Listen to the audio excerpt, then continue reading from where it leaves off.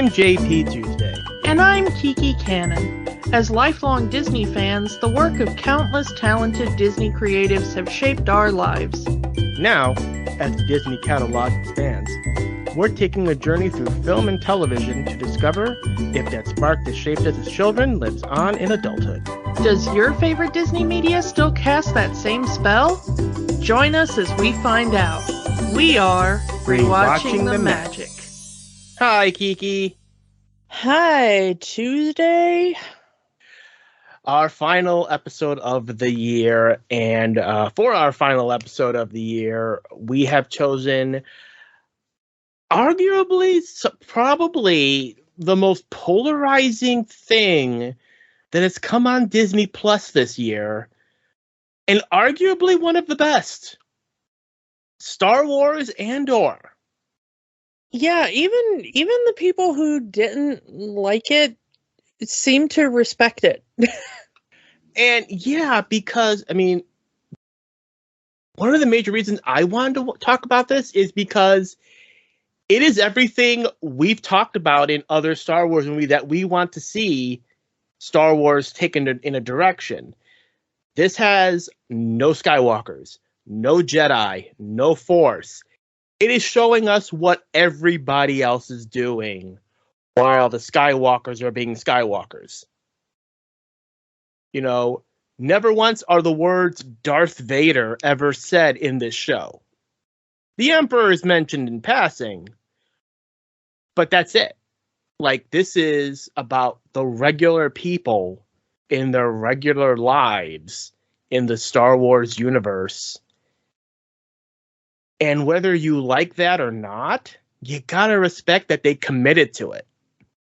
You know, for all of those people who were so absolutely butthurt, and I count myself among them, first in line for the butthurt here, for all of the people who were so absolutely butthurt when Disney absolutely detonated the EU, this is what the EU was.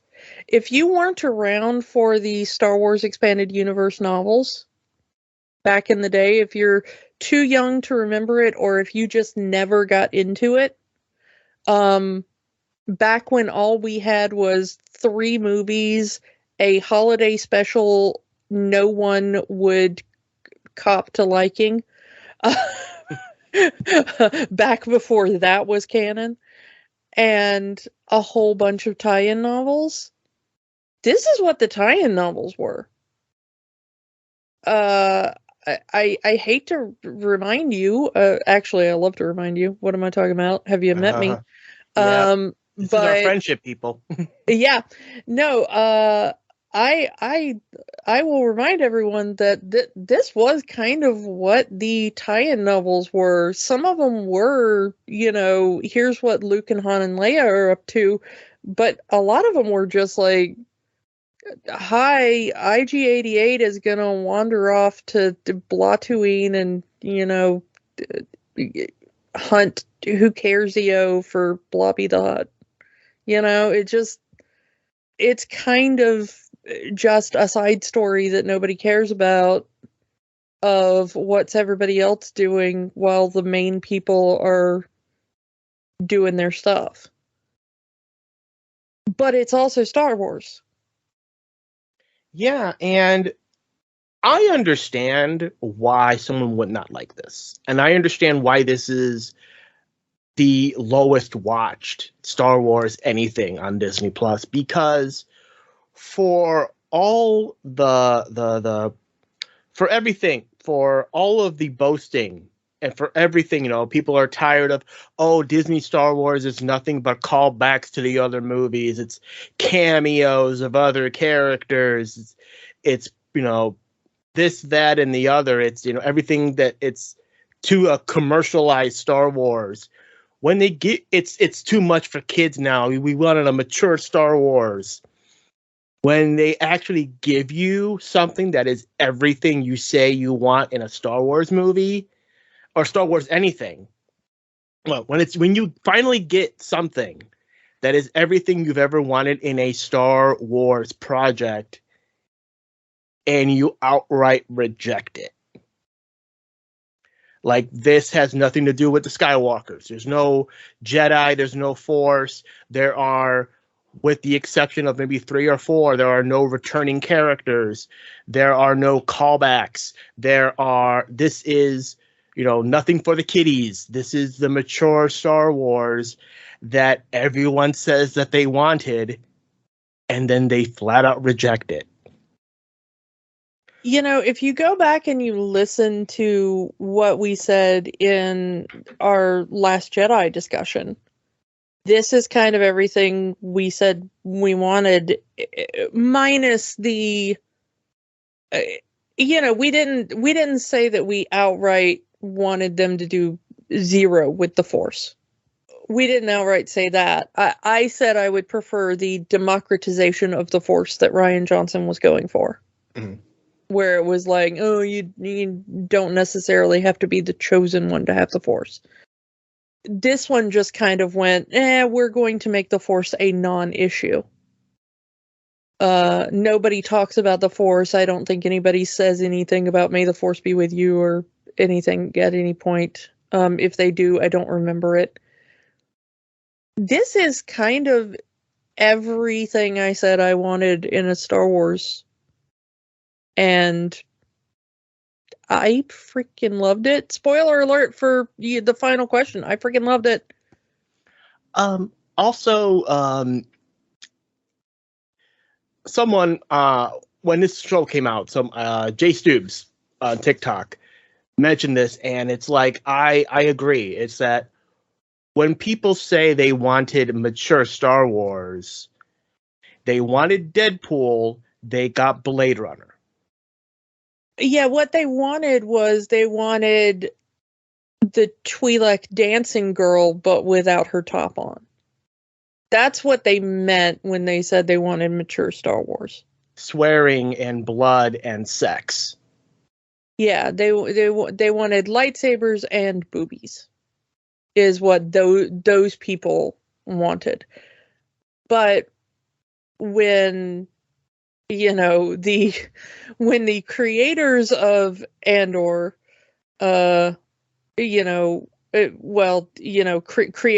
because it seems to mostly be the passion project of Tony Gilroy, and bless him for it. When Tony Gilroy heard someone say, we want mature Star Wars, he was like, oh, you mean you want like high political, anti-fascist, anti-capitalist drama? And I went, yes, please. That is exactly what I want in my Star Wars. There is one point in the series where it's like Andor gets out of bed with a companion, and that sexy times have previously occurred because he gets out of bed and goes and takes a shower. But that's kind of end of sexy times, that's kind of the sexiest thing that happens. And the fact that they acknowledge in the first episode that there are brothels, because the first episode is just Andor going into a brothel and looking for someone. So the fact that they acknowledge that at least on that particular planet there are brothels. It was hinted at in Book of Boba Fett. They just did not use the word brothel. Yeah. And this one, I mean, that is very definitely where he is. Exactly that's where he is. They are not dancing around the fact that he is in a sex work establishment. The woman he is talking to is a madam or a prostitute of some sort.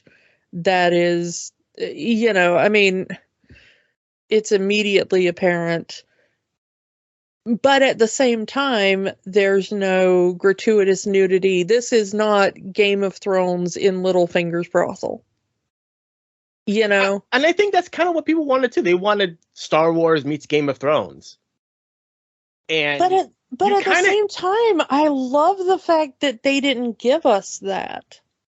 Not dissing on that early Game of Thrones either, because I liked that as well. There's nothing inherently wrong with doing it that way. It's just a different method, for producing kind of the same thing. Not every show needs to be that, They got the same point across that, like, yes, this is a brothel, It just happens to be the outer room of a brothel. It's the front-facing part of the establishment where, not the worst of the I don't want to say worst. That sounds judgmental, but it's not the private rooms. Yeah, not the private rooms of the, it's the front facing, because she says we're not supposed to exist, but we do. So we get the idea that this is not a necessarily legal according to the Empire establishment. So, this is obviously supposed to be like no, we're totally on the up and up, a bar or a legitimate massage parlor or whatever, the cover story is. So, of course, you're not going to be in the middle of just like, hi, we're, totally nude all the time or whatever. Yeah. Which is, I like that bit. But I don't know. It's people, when they complain about things, generally, people who are not used to media critique in the, I'm going to say the academic sense, because that is my training. All right. People who are not thoughtful, let's put it that way, in their media critique, use words imprecisely, I think, when they talk about what they want. So they'll say things like, I want a more mature Star Wars. And what they mean is, I want a more salacious Star Wars. Not Salacious Crumb, but, I want a more prurient Star Wars. I want Star Wars with more skin. I want, sexy Star Wars. For a lot of people, that was what they see as mature. Hence, I used the word Deadpool. They see Deadpool as a mature superhero movie where it's just swearing and gratuitous violence. What I always meant when I said I wanted more mature Star Wars was I wanted more philosophical Star Wars. I wanted adult in the sense of, I don't want it to be Jar Jar stepping in poop to make the little kids laugh, I mean, and that's fine if you're a little kid. It's okay to have cartoon Star Wars. But I'm in my 40s, and I would, I grew up with Star Wars. You grew up with Star Wars. Mm-hmm. The people who were 7 years old in the 70s and 80s are not 7 years old anymore mentally. Can we have something set in the Star Wars universe? Debatable on that. Some of us have grown. I mean, we've got mentally the 20-year-olds who were kids when the prequels came out, and they're still mentally like the prequels came out. I'm not talking about the fandom menace side of the fandom, okay? Some of us have matured mentally past the age we were when we were first introduced to Star Wars. Can we have something set in the Star Wars universe, which is broad and vast and interesting and deep, but that speaks to,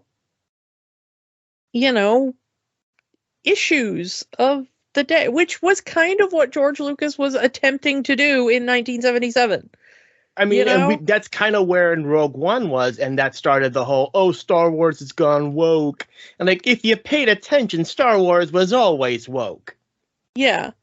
But the thing is that the politics have slightly shifted sadly not enough, but you know, you do need to shift slightly. And I think that's what Tony Gilroy is trying to say. Like, George Lucas had a good idea, but you need to understand the moment. So Andor is attempting to use the backdrop of Star Wars to speak to the current moment. And what is this like for the people on the ground? And I mentioned the younger fan, the 20-year-olds, almost, yeah, the people in their early and late 20s who started watching Star Wars with the prequels when they came out. Hell, some of them are almost 30. And, you know, to them, Star Wars, they're so detached from the politics of the era when they came out that they think this is all fantasy. But now you're putting something that to them is real world politics into Star Wars is getting woke. When the original Star Wars was George Lucas's critique on the Vietnam War. The prequel trilogy was also George Lucas's critique on the Gulf War, and especially the presidential run of George Bush Jr. And the problem is, though, is that the politics of the original trilogy really did work. Mm. There were things in there kids could like. You know, it's still a movie that works if you show it to your kids.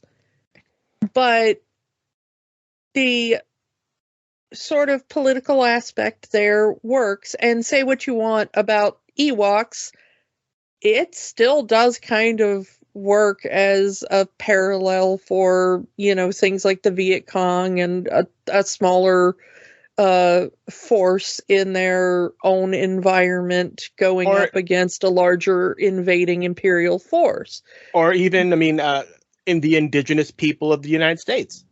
Yeah. And the colonizers came in.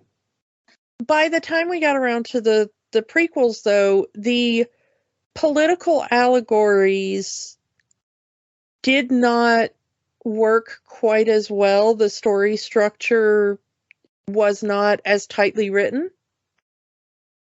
And, you know, we haven't discussed in depth on our show the prequels yet, but most people understand that the actual scripts were not as tightly written.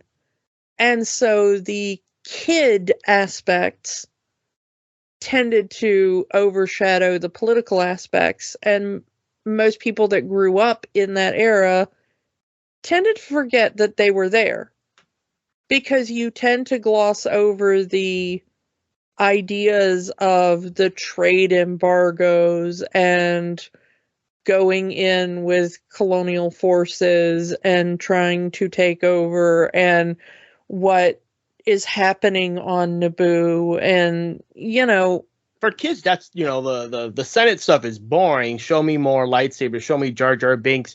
Show me the 4-armed droid each holding a lightsaber. Show me the pod race. Show me Yeah. So you forget what the movie is kind of saying about things like slavery and things like the balance between the indigenous peoples on Naboo and, you know, all this kind of stuff. So it breaks down a bit, and I think there's an entire generation that kind of lost the plot literally in the what Star Wars was trying to say.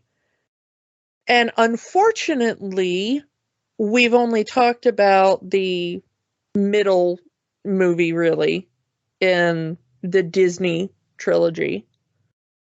It was because of the way they changed directors and changed tacks in the middle of what they were doing. They did not have as coherent a storyline going through. It's also J.J. Abrams with the nostalgia of the old Star Wars and wanting to focus on the nostalgia versus Rian Johnson, who wants to go forward and tell Star Wars in a different way. And because his way was different, we live in a world where different equals bad. So by that, automatically, anything that isn't old school Star Wars or lightsabers clashing and Jedi force pushes is bad. Yeah. And it was an unfortunate lost opportunity because there's a lot that could have been said there about people trying to resurrect the First Order in the shadow of the Empire, not to, bring that pun into it, but that kind of idea of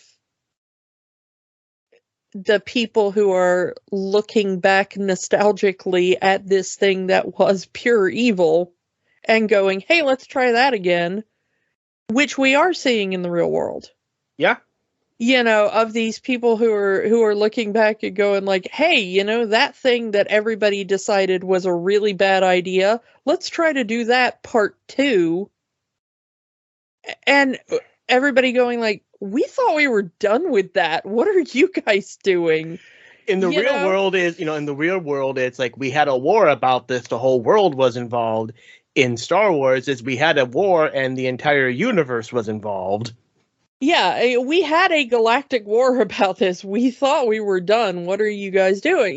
Which is, it's a perfect parallel, and Star Wars is the exact right environment to talk about that. And instead, in the real world, we let those voices bully them into just about facing right at the point where they were making the perfect point, which we talked about in our last Jedi episode. So I really love that here comes a film like Rogue One, with Tony Gilroy writing it, and Gareth Edwards directing it, and then Andor, which, is just kind of Tony Gilroy's baby from beginning to end, and they're like, no, we're gonna go back to that, even if it has to be kind of in a prequel-ish sense, because we're going back to the time of the Empire. Mm-hmm. And we're going to talk about this from the ground up. And I absolutely admire everybody who was in this, because the Rogue One idea, which we haven't gotten to talk about the movie yet, and I hope we will, was just based on that one kind of throwaway line from Mon Mothma in the first Star Wars film, when it's like, we got the Death Star plans, many Bothans died to bring us these plans, and it was like, well, how did the rebels get those plans? And somebody went, well, let's make an entire movie on how did the rebels get those plans.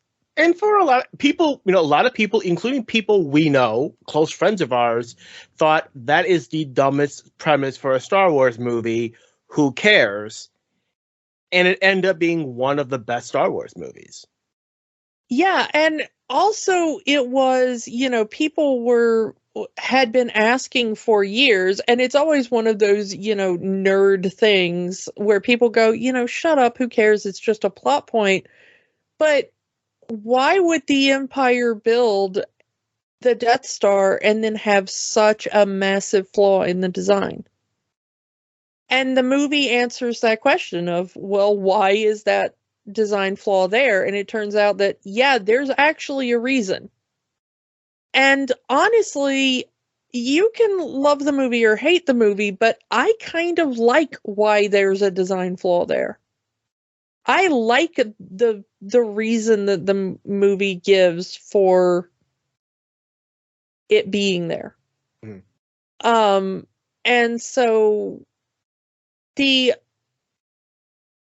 idea of the movie and just being the spoilers for Rogue One, because you can't talk about Andor without spoilers for Rogue One. So, and of course, it's going to be spoilers for the entire Andor series season 1. So, jump out now if that's not what you want. But the every single person in that film dies horribly. I mean, it is a downer movie. And not just heroes, but the main villain. Basically, every character that we follow in this movie dies. And it's a nice way of showing war. That yes, people die. The good guys die, the bad guys die, everyone on the front line dies. But the point of the film is that finally they do get those schematics to Leia, and Leia's final line is that with their deaths, the rebel deaths at least are the ones that brought hope. The Imperial deaths are there. They are seen as so pointless and such a waste because they are absolutely unnecessary. They are thrown away by their commanders. The man who spends the entire film building the Death Star is left there to be killed by the Death Star. He could have gotten off the planet. They could have pulled him off the planet, but they just leave him there because he's no longer needed. Yeah. He's performed his function. He's now superfluous to the Empire, so why even bother? It's a waste of manpower at this point. Just leave him there to die, which is the point of the Empire. The rebellion, of course, they are in mourning for the sacrifices of the people who have given their lives. But we see it with Leia, we see it with all the people who have fought valiantly to get this information through. And of course, we as the audience who have seen the films that come after this chronologically, we know that this bit of information will eventually bring down that very weapon. And we know that all of this sacrifice is eventually not in vain. It is horrific, and it is at great cost. It will eventually cost Leia everyone and everything, she knows. This very weapon will take out her home planet, her family, Her mother, I mean, her adopted mother, her adopted father, everyone she knows. Yeah. This is horrific and tragic, and we know the cost of it. But that one act of bravery and all of the people we have been following eventually do not die for nothing. They don't die in vain, yeah. Yeah. And so we do feel the weight of it and the hope that Leia does say at the end. But all people want to talk about is look how badass Darth Vader is. Yeah. I mean, which also, yes, it is the first time in Star Wars that we actually see him, be the person they kind of tell us, it's the first time they show don't tell on Darth Vader. The monster everyone says he is. Yeah. But and it also makes Leia so much more badass because we know when she says at the beginning of New Hope, like, nope, we're just a diplomatic mission. We're like, girl, like 5 minutes before this, he was on your ship murdering all your people. That was the biggest spinal move you would get like a character in film history. Then they just made Leia more awesome than Leia ever was with that one move. The kid who literally gets caught in the cookie jar. I'm not tailing cookies at all. No, my arm fell in here. You are covered in crumbs, my girl, and that's the line you go with. Respect. But anyway, that's a whole other thing. But so Andor answers the question of like, what takes a man from the person who wants to keep their head down and stay out of it to being the guy who will be willing to walk barefoot through hell and give his life for just the absolute barest chance of doing any damage to the Empire. Yeah. He's willing to kill in the name of the resistance. I mean, Andor in Rogue One is willing to do some extreme things. He's everything people think Han Solo is. At least in that one movie. Like, oh, you know, he's doing this in the name of goodness. You know, he kills people, but he's actually a good guy rather than he's just the selfish rogue we see him in the first film. Yeah, and he's not a goofball. Like Diego Luna portrays him as just, it's really hard to dislike Diego Luna because he does have that personality that just kind of makes you want to go, "Aw." He exudes this likability just on screen and off. He reminds me a lot. I mean, there's a reason so many people want him and Pedro Pascal to do a thing together, because they're just so likable both on and off screen. Yeah, if you've ever heard Diego Luna talk about his crush on Jabba the Hutt, it's hard not to just be like, "Oh, you are such a weirdo little fanboy, and I love you for that." But, you know, the idea of Cassian Andor as this guy who has seen some crap and been through it, and by the time he meets up with Jyn Erso in Rogue One and just being like, "Nope, we're doing the thing and nothing's gonna, you know, dissuade me from that." And having the idea of going back and seeing like what got this man to that point. This series is really the story of two people. One who is outright rejecting the call to adventure, and one who is desperately seeking it. Because we have Cassian, who, as you said, he is rejecting the call to adventure. The hero's journey is in front of him, and he's saying no. And then you have Cyril, who is waiting, for lack of a better term, waiting for his Hogwarts letter. And it ain't coming. He wants to be the hero so badly, but he is the lowest rung on the ladder, and he hates it. You know, he wants to be this badass. He wants to be the hero. He wants to get the girl, and it ain't happening for him. And he doesn't understand why. And I love that opposite dynamic between the two characters. Well, he is... Those two characters, you know, when you've got Cassian Andor on the rebel side, for lack of a better word, you know, which Andor is not initially. And then you have this rent-a-cop Cyril Karn, who is just the absolute epitome of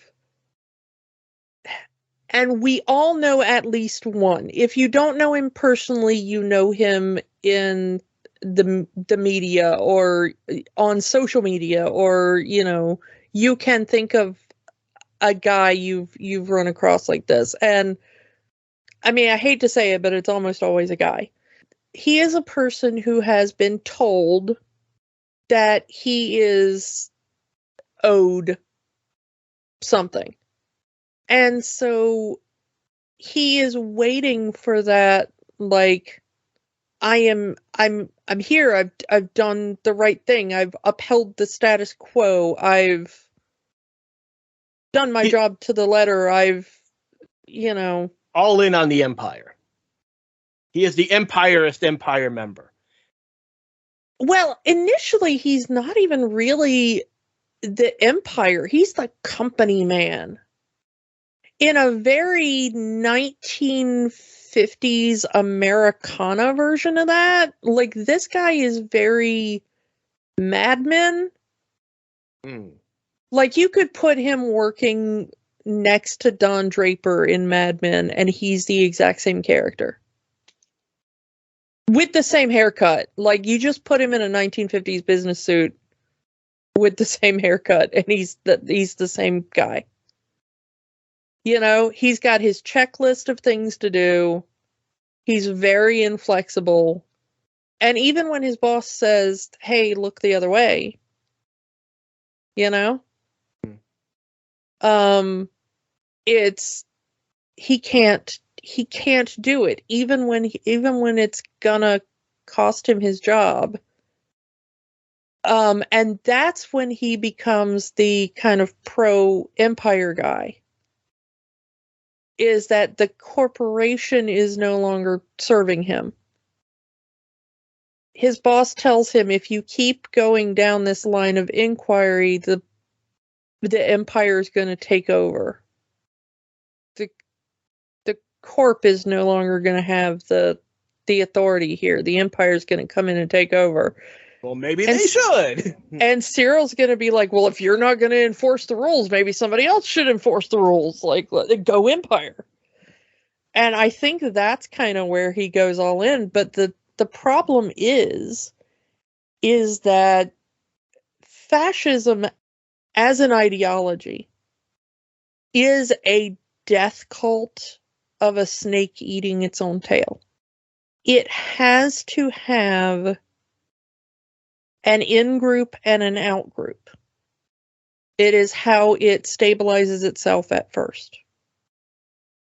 So when it comes into an area, it establishes itself by saying, we are the in-group and there is a definite out-group, and the out-group causes all of the problems. The irony of the white man who feels all of his problems are because of this one Mexican guy isn't lost on me.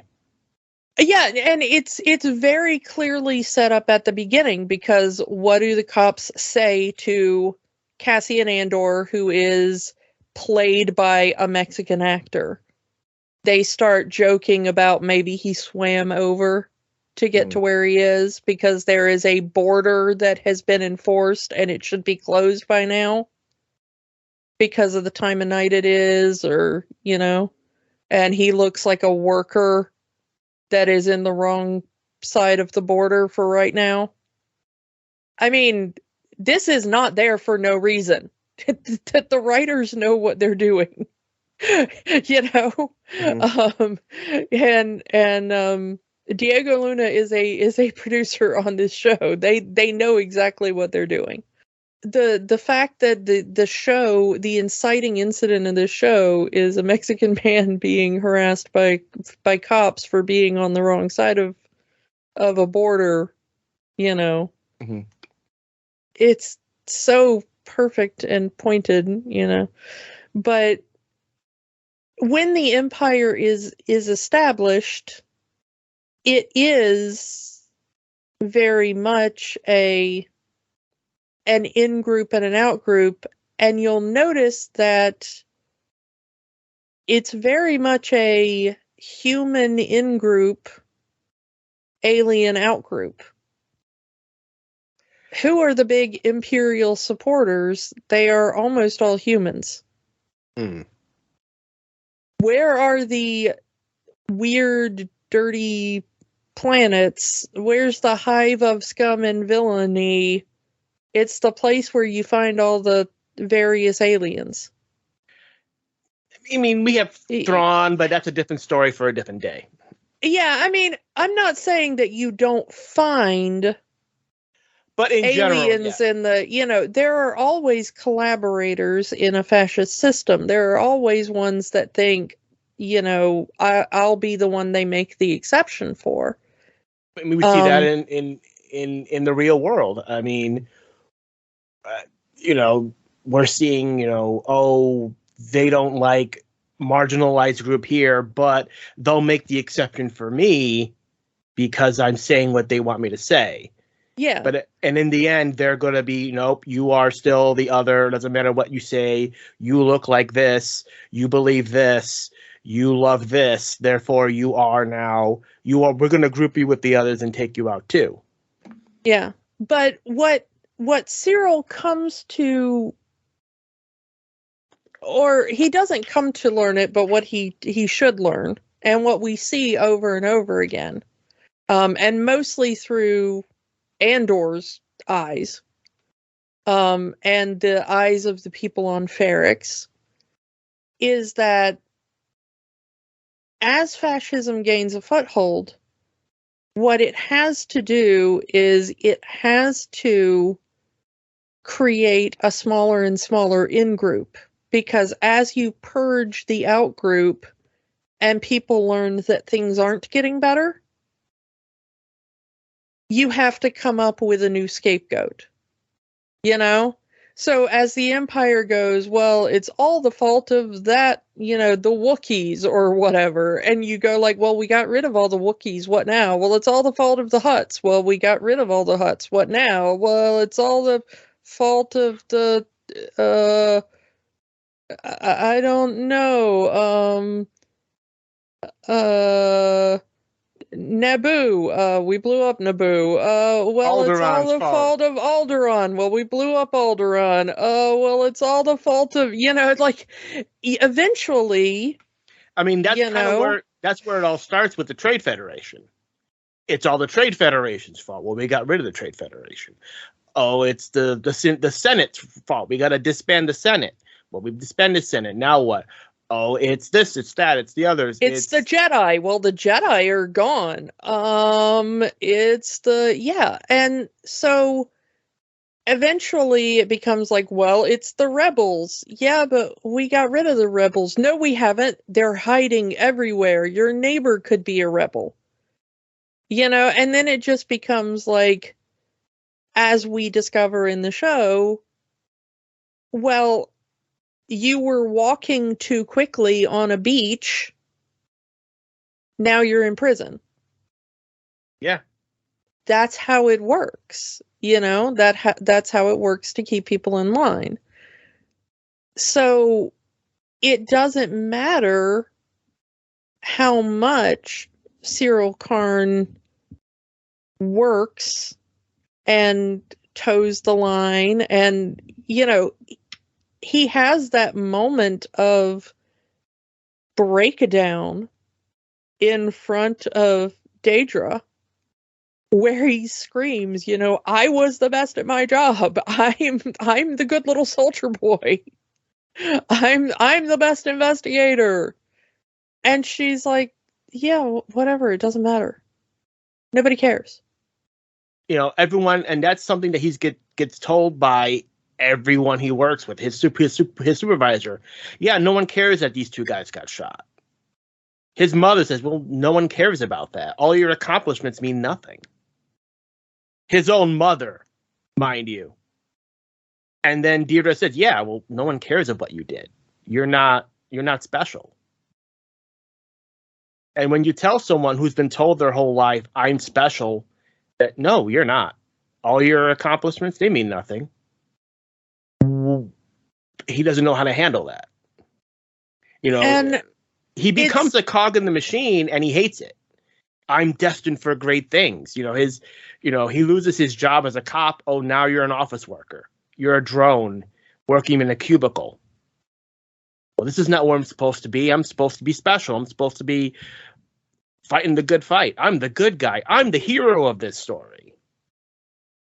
And I think that that is what is possibly the best subversion of the show, is that Cyril Karn is the believer in the great man theory. He's the believer in all of the Joseph Campbell stuff that Star Wars was built on.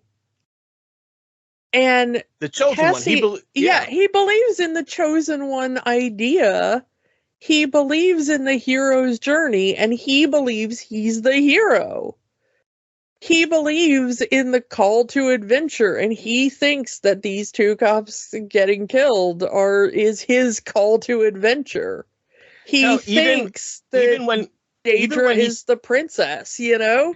Yeah, even when he saves Deirdre, beautiful.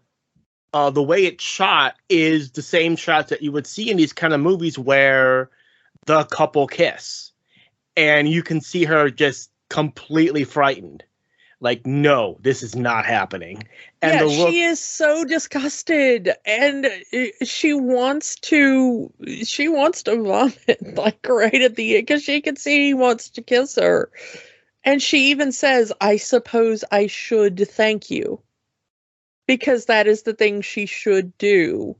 He did save her life. He shouldn't have been there in the first place, but he did save her life, but he's also her stalker. Yeah, and she's like, well, technically, I guess I should thank you because I'm not dead, but at the same time, like, you know. Get the hell away from me. You're touching me, and I do not like that because you are a creepy weirdo, and you have been stalking me outside my place of work, and that is absolutely not allowed. And, you know.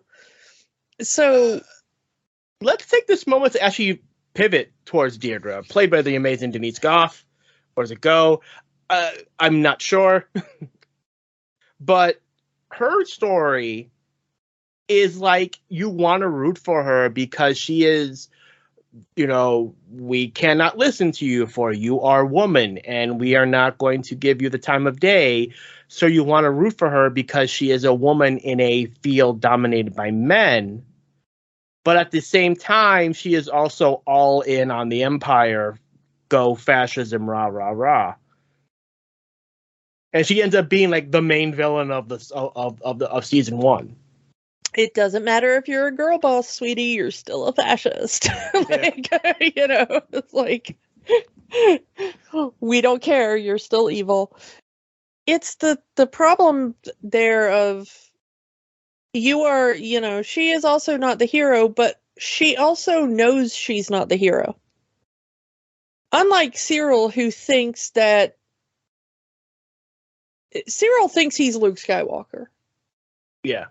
That's the part he thinks he's playing. He thinks that, you know, that this is his great, you know, thing, you know.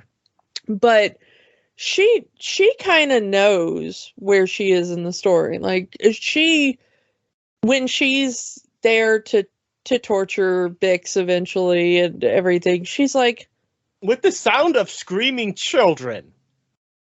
Granted, thank you for not playing that in the show and keeping it straight to the headphones TV show. But well, I think that is one of the most brilliant things ever, is you're kind of told vaguely what it is. That it is the screams of dying children of some alien race that have some kind of psychic, sonic something. And that it does something to a brain that they're not sure. And this being Star Wars, you kind of figure that it probably has something to do with the Force or something. Mm-hmm. But they never say that outright. They never say exactly what's going on. And I think it's brilliant. It might be the holotapes of Anakin's babysitting job. Yeah, who knows? But it's basically the aftermath of a genocide, because that's what they say. They were like, oh yeah, as we were cleaning out this thing, this planet, we were just taking records for posterity, and when we were playing them back, we noticed that it did things to people. I mean, that's you mentioned Jedi. Like, it might just be the audio recording of Anakin in the Jedi Temple. It might be. Well, no, they specifically say that it was a specific planet and stuff. I mean, they give more specifics. They also lie. Yeah. So, moving on. But the thing is that there is kind of a real world basis for this, because there is a torture technique that has been done to people where they have kind of played awful things like this, of horrific violence being done to people as a torture technique. So there is kind of a basis to this. And the thing is that if you tried to replicate that, I think whatever you came up with of like, oh, make me the audio screams of dying alien children or something, I think whatever you come up with is going to be weird and goofy in a way. And so I'm glad they kind of didn't do it. Mm-hmm. But bravo to Bix's actress, Adria Arjona, who yeah, you don't hear anything, but you see her face start twitching, tears start forming in her eyes, and then she just lets out this blood-curdling scream. And you also see her later when Andor comes to rescue her, completely broken. And she is not the same person. But I had run into her before because she's in the Good Omens TV series as Anathema Device, which is one of the main characters. So seeing her on this is a completely different character. When those two characters meet, and you've got Daedra and Bix up against each other, and Daedra is just like, yeah, I know I'm evil. I know exactly what I'm doing. Any of that minor goodwill from seeing her be kind of crapped on by her bosses in the Empire, you're just like, yeah, no empathy anymore. Because even if you want to be like, well, she's just trying to, hold her own and in a system that's not built. It's like, no, she knows exactly what she's doing. She knows who she is. She knows what she's doing. She knows what she's fighting, what side she's fighting on. And she's completely okay with that. Yeah. And her objection to Cyril and his attentions is not that he's an evil little dweeb. It's that he's beneath her on the ladder. It's like, he's a loser. Yeah, Cyril is a loser. You haven't made it to my level. Up your evil game, dude. Is kind of where she's at. Like, if we know we are getting a season 2. That's kind of where I want to see his character go. I want to see how committed to being evil he is, for the sole purpose of, yes, having this loser guy try to be as evil as possible to get the girl is hilarious and shows how pathetic the character can be. No, I don't. Because here's what Cyril is to me. And this is why I liked the portrayal of Cyril. I mean, you can't like the character of Cyril, of course, and nor should you. And if you find yourself liking the character of Cyril, please go seek therapy. But what I thought Andor excelled at. And everyone who has done a serious review that's not just like, Andor isn't what I wanted in Star Wars. Everyone who's actually done a true, engagement with this series has brought up the exact same thing, which is the banality of evil, which is, of course, the phrase that was made so famous from Hannah Arendt when she went to the trial of Adolf Eichmann, who was one of the people who was an architect of the Holocaust. And she went to his trial, and she looked at him expecting to find this horrific, evil, psychopath. And what she found was the most boring bureaucrat you could ever find. He was not a man who hated Jewish people. He was just a pencil pusher who was doing his job and trying to get a promotion. And she looked at this absolutely boring man and realized that that's what evil needs, is just the most boring people to just keep doing their job. And we see it over and over and over again in Andor. And the first time we see it is Cyril. He is the most boring man in the world. He is a guy who gets up every morning and eats his cereal and blue milk, and gets hounded by his annoying mother, and puts on his suit, and he goes to the office and he pushes a button, and he wants to, tick all the boxes on his checklist, and he kind of pervs on the girl that walks by him in the office who doesn't want anything to do with him. And he thinks that he's owed everything because I'm a nice guy. We haven't mentioned, but Kyle Soller plays him amazingly well. And yeah, but he is the most boring guy in the world who believes that he is the main character of the story. And we see it in real life. You mentioned it, mostly online. People who just say the most boring, basic stuff, but they think it's profound knowledge, that they're the first person to ever think about this thing. It's like, no, you're like the 12th person in the last hour who posted this factually wrong BS statement.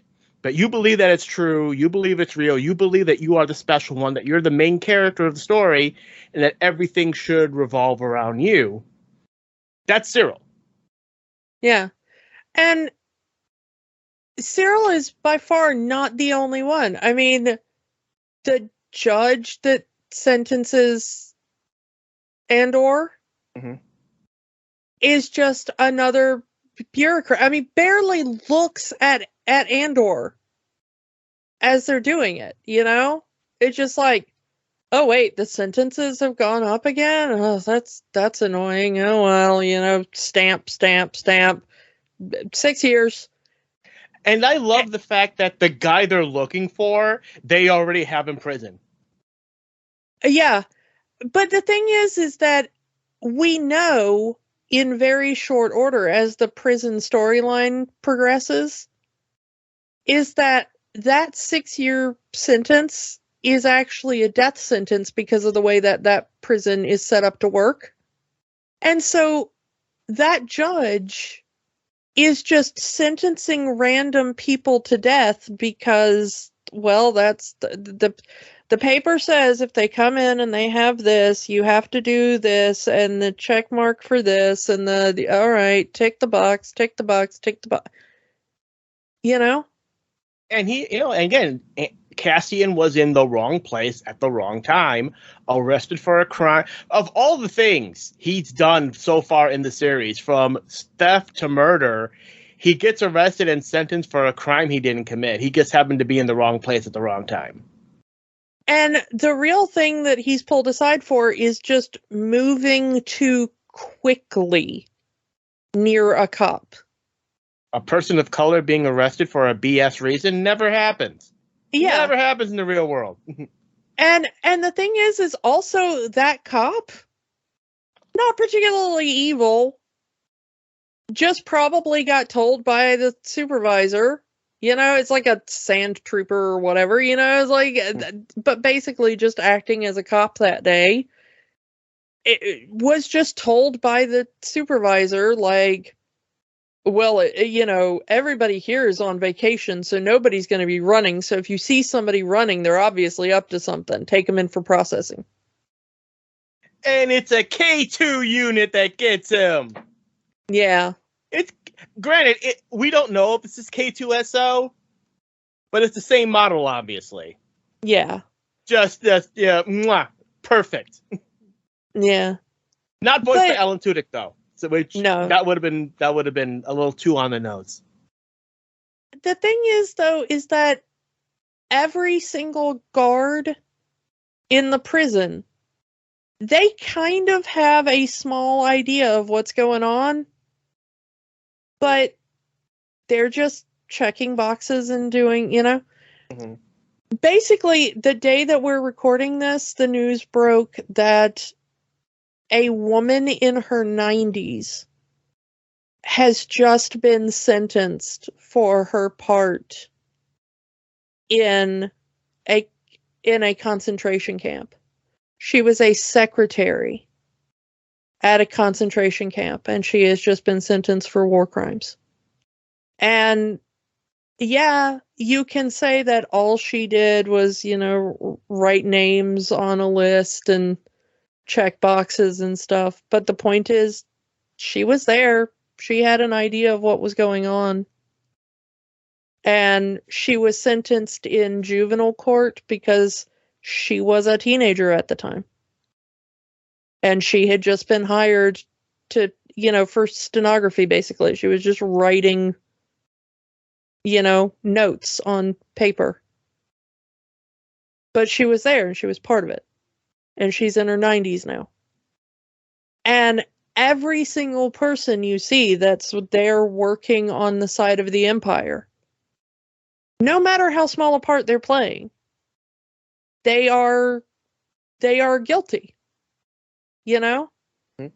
Because that is what we decided, and that is eventually what probably, I mean, we don't, I don't think we've covered it fully in the canon of Star Wars of what happened in the New Republic, but it's probably kind of what happened in the New Republic as well, is that, you know, there has to come a point where just doing your job is not an excuse. Yeah, you know? I mean, we saw that after World War II. I mean, you mentioned it.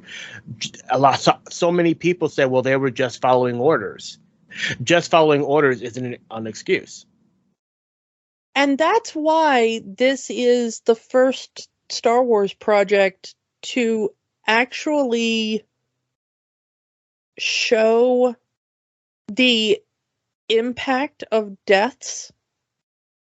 It's been usual in Star Wars up until now that kind of when a laser blast hits a stormtrooper or whatever, like they kind of fall off screen and we never really see that.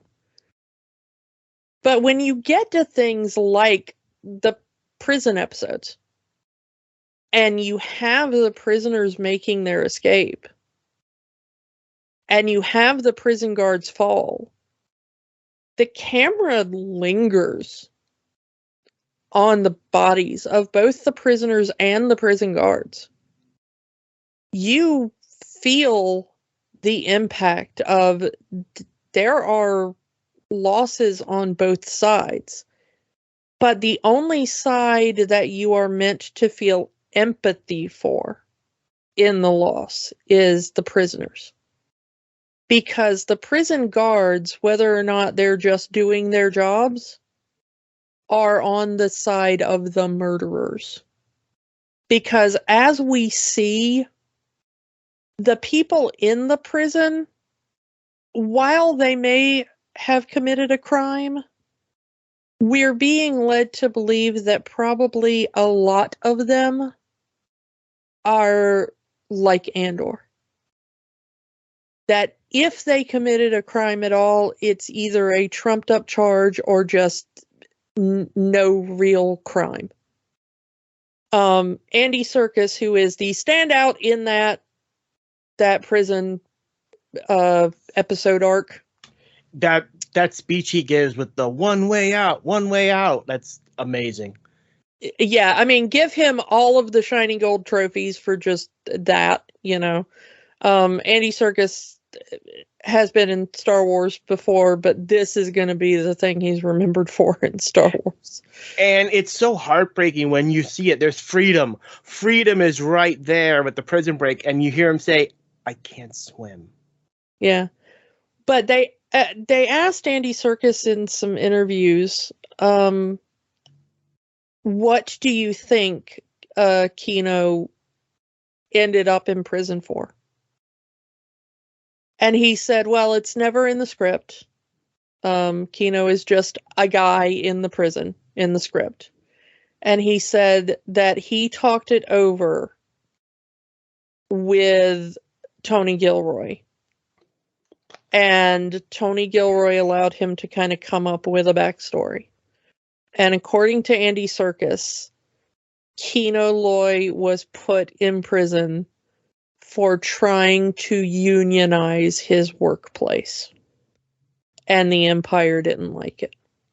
It explains how he kind of falls into that kind of a supervisor role among the other prisoners. Yeah, and that he probably was just doing the job he did on the outside, on the inside, and that he fully believed, because you are led to believe in that prison storyline that Kino is the bad guy. He's the one that Andor is going to have to take down in order to escape. Because he fully believes in the prison system. You know, I'm only have a few more shifts to go, and I'm going home. All these people, and the realization. Go ahead. I'm going ahead of you. I'm sorry. Oh no, but I see where you're going, and you're right. I mean, that moment when, you know, the other prisoner, whose name escapes me, but the older dude, when they he dies, euthanize him. No, I mean, he doesn't die. They kill him outright. Well, he has a stroke. They don't have the equipment to help him, so the best they can do, at least that's what they say, and the best they can do is just make his death as painless as possible. Yeah, so they euthanize him instead of giving him, and the other prisoner tells him, like, I'm not a doctor. I administer euthanizing drugs. That's what we do. If you have some kind of medical problem here, they just euthanize you and dispose of your body because you're no longer worth anything. Your worth is done. Interestingly, there is a fan theory that the feeding tubes are a Soylent Green situation. Ugh. Taking the bodies of these dead prisoners and reusing them. Yep, that is a very heavily believed fan theory. I'd buy it, even if that was not the intent. I could see him adopting it. Like, yeah, sure, that sounds believable. Yeah, it may not be. I mean, they are in the middle of an ocean, so it could just be like seaweed of some sort, you know, or something being processed through it. But it is one of the nastier ideas. But and then they find out that when they heard about the quote-unquote depopulation of one of the other floors, that it was because one of the guys got released, supposedly, and then cycled back to the exact same floor he was on instead of moved to another floor. It gave up the game. I think the point is when the prison, he was supposed to go to a completely different prison. And then they screwed up and sent him back to the same prison he was just released from. The thing is, the prison is so big. My understanding of it was that he was supposed to be cycled to a different floor, and instead he just got... Because the thing is, if they sent him to a different prison, they'd have to retrain him. But doesn't really matter, because all they need are disposable. I mean, yeah, we've talked about. I mean, it's a thing in American prison system: cheap labor, free labor. In some cases, these prisoners are not getting paid for their work. Yeah, so it doesn't really matter what prison he is or what he's doing. They just need someone to be on the line, and they'll train him for a day and they'll do the thing. And the another kicker is that they're making Death Star parts in this prison. How did Andor die? Yeah. That's another moment right there. Yeah, and the thing is, though, is that the entire point of Andor, and I love it, the entire point of this first season is over and over again seeing characters talk about that the only moral stance is to fight the Empire. Whether or not the fight is winnable, whether or not the fight is dangerous for you personally, whether or not the fight will eventually lead to your own death, whether or not you will live to benefit from the fight. Over and over and over again, every single character that we are supposed to like and empathize with on any level is somehow they embody that same idea. Kino is one of the best examples, because from the moment he has that epiphany that this is a death sentence and no one is getting out, and he turns to Andor and says, that there are never more than 12, and you've got that moment of realization that, like, okay, he's on our side now. Mm-hmm. When he makes that change, he knows that there is one way out, and he knows that way out is to swim, and he knows he can't swim. So from that moment, the prison break is not on his behalf. He's doing it to get other people out. Yeah, and part of me wants to know what happens, but maybe they should keep one of the unanswered questions of Star Wars, because either he jumps and drowns, or he stays there once they get all the systems reset, and he's stuck in there for the rest of his life. So I don't want them to answer that question of what happens. I mean, you kind of want to see Andy Serkis again because it's Andy Serkis. Yeah, but I agree with you that it's probably best unanswered. But at the same time, what a potential waste of Andy Serkis to never see him again in that part. I mean, he ends up getting captured by the Empire and becomes a clone body for Palpatine and becomes Snoke. That is what a lot of people think, but I really don't think so.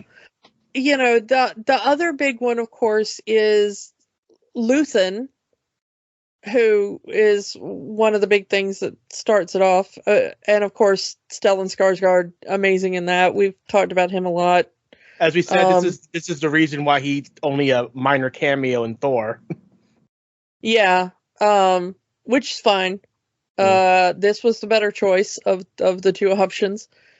But, you know, we see him do that foppish character of the like, oh, look at me, I'm the antiques dealer, ha ha ha, I have to travel off world a lot to go look for antiques. But really, you know, we see what he is. The double agent. Yeah. You kind of, you know, Kiki sent me a video about kind of an essay on the story, and he's kind of referred to as Batman, Bruce Wayne, playboy on the outside, and then he's got that double life. Where you see the real Luthen is the guy fighting on the side of the rebellion, but he has to play the part of the flamboyant antique salesman selling antiques to the senators and all the rich people and the Empire to fund the rebellion. Yeah. Shout out to Jesse Gender for that really excellent Andor essay. By the way, go watch it on YouTube. It's 2 hours, but it's worth it. Yeah, no, I mean, it's excellent. She does excellent work. All of her videos are gold. But the thing is, though, is that he has, you know, there are 3 speeches that make Andor just excellent. And, of course, Andy Serkis gets 1. Stellan Skarsgård gets number 2 as Luthen, which is that what the rebellion needs is for people to be so all in that they will be working for a sunrise they will never see. And that is really the point of any grassroots movement. And there are lots of great quotes like that, you know, that the future comes when a man will plant a tree he will never stand in the shade of, and things like that. You know, there are lots of quotes like that throughout history. Luthen talks about sacrificing everything in his life for the rebellion and living this secret existence in order to build from the ground up these contacts and these networks and allies, all these allies and stuff. And we see the beginnings of it with Mon Mothma, which Genevieve O'Reilly finally, after all these years, gets to properly portray. Not just a cameo in one movie. Well, I mean, the thing is that she got her first chance all the way back in episode 3. And it was cut. And George Lucas cut her out. So she was supposed to be Mon Mothma all the way back in like 2005. And then they brought her back. I mean, they put her scenes back in for like the DVD or something, you know, where it was like, oh, here's some deleted scenes, so you kind of could see her. But then they brought her back, you know, when they needed Mon Mothma for Rogue One. They were like, well, let's get her to do that. But it was really just relatively quick. And she's done Mon Mothma for some of the animated stuff as well. Yeah, then they brought her in to voice that. But finally, she really gets to do the character in this series, and it's brilliant.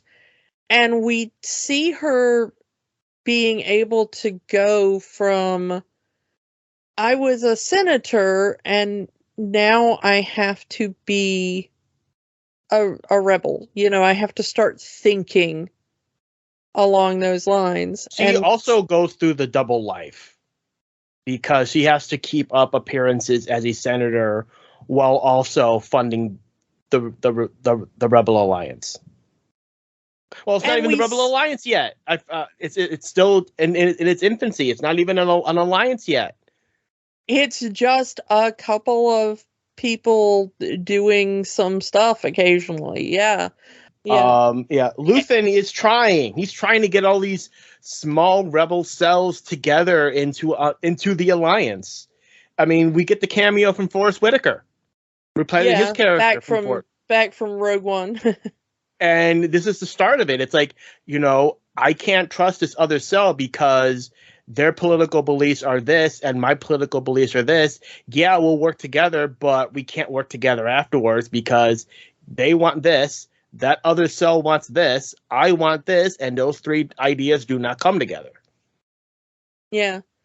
The thing is that when you are fighting a large Imperial force, and we've seen that in history in the real world, you know, with large Imperial forces, when people were fighting, you know, the British Empire or, you know, other large imperial movements, there were frequently very small partisan militias and freedom fighting groups that had extremely different political ideologies over what they wanted to do once the empire was gone.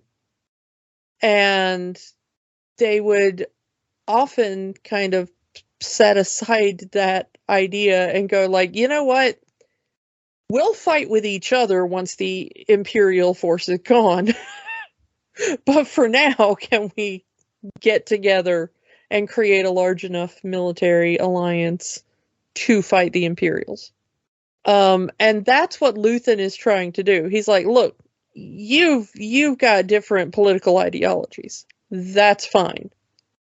But you're not going to have enough chance to enact those political ideologies if we don't get rid of the Empire first.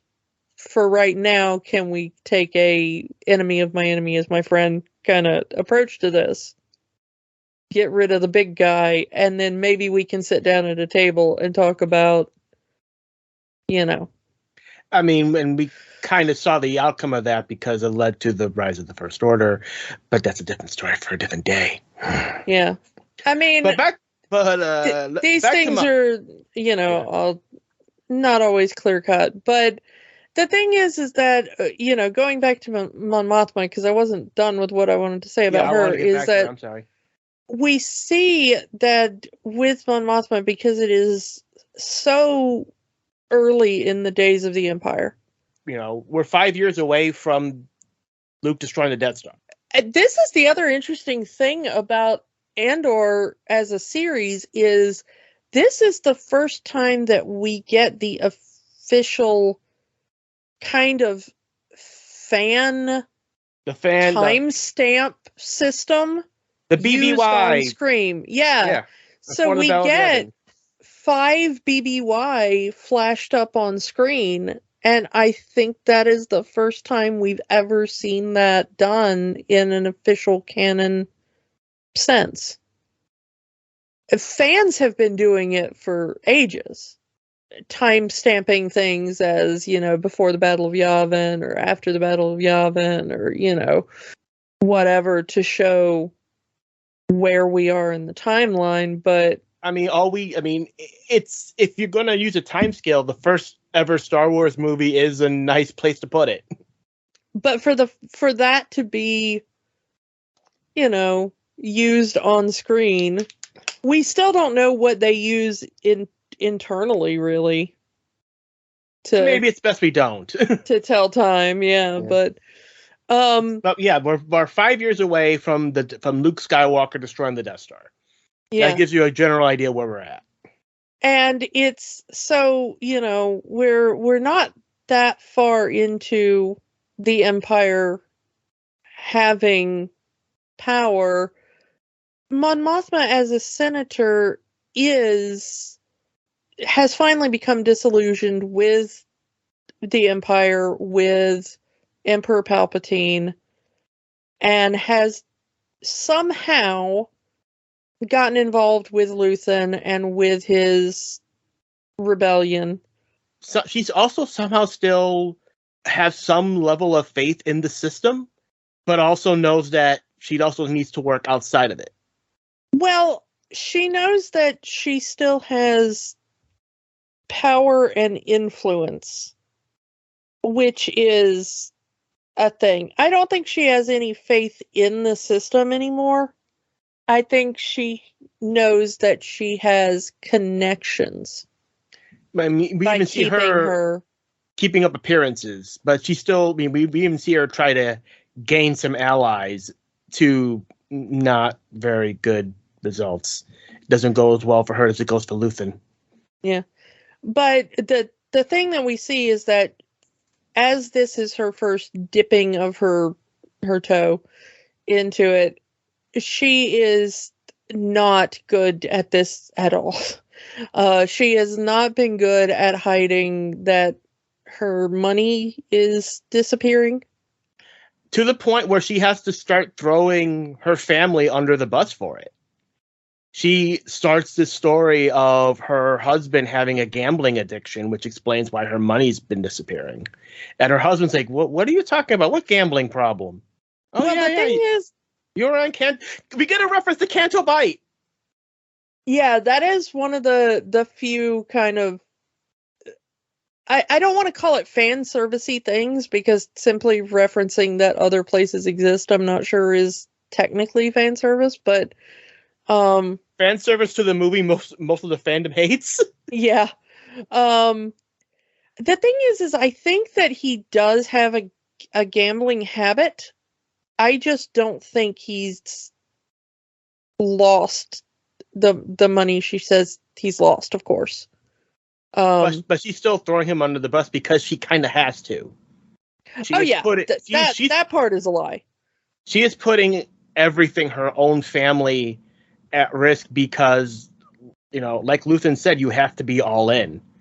The most interesting thing that I see about her family, and I like that they've kept this in there, because it's not just part of how she helps the rebels, but it's also kind of, once again, a statement on the political situation, is that we have Mon Mothma's daughter. Yeah, Mon Mothma's daughter, who has become sort of disillusioned with her mother. As Mon Mothma further goes into keeping up appearances of her political career, and also keeping the secrets of her working with the rebels, her daughter falls into religious cultdom as a way of rebelling against her mother.